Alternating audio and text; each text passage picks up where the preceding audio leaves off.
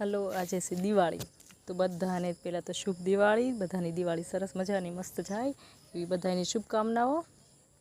અમે આવ્યા છીએ, દિવાળી આવી છે તો બધા આવી ગયા છે ગામડે. તો ગામડે તો અત્યારે લાણીનો સમય હોય ને આપણે સિંગ તો ઘરની હોય જ તે, તો ઓળા ખાવાનું મન તો થાય જ તે. તો જો બધા ડૉક્ટર સાહેબ આવ્યા છે માંડવી ખેંચવા માટે.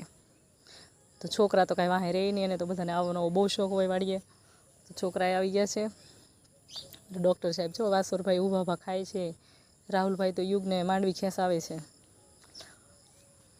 કૃષ્ણા પણ ખેંચે છે જો માંડવી. પણ તમને લાગે છે કે આ બધા હવે આજ માંડવી ખેંચવા આવ્યા તો મને એવું લાગે છે કે મૂકશે નહીં, બધી ખેંચીને જ જશે ઘરે, ત્યાં સુધી નહીં જાય. કેમ કે નવા નવા આવે ને તો બધાને બહુ ખેંચવાની મજા આવે, પણ ખેંચી હોય ને એને ખબર પડે કે કેમ માંડવી ખેંચાય.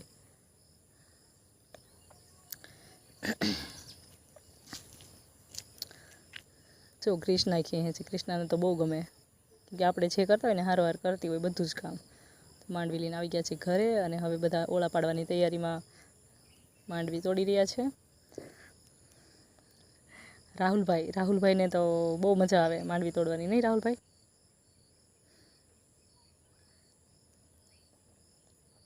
તો ઓળાની થઈ ગઈ છે બધી તૈયારી, અને જો કૃષ્ણાબેન ઓળા પાડવાનું કરી દીધું શરૂ. કૃષ્ણા કે હાલો હવે ભડકો કરીએ ને તો આપણે કે ઓળા પાડવાની મજા આવે, કા કૃષ્ણા? તો હાલો બધા ઓળા ખાવા. દિવાળીના દિવસે ઓળા પાડ્યા છે તો ઓળા ખાવા, કેમ કે બધા થોડાક જ દિવસ રહેવાના છે તો ઓળા પાડીએ. હાલો બધા ઓળા ખાવા.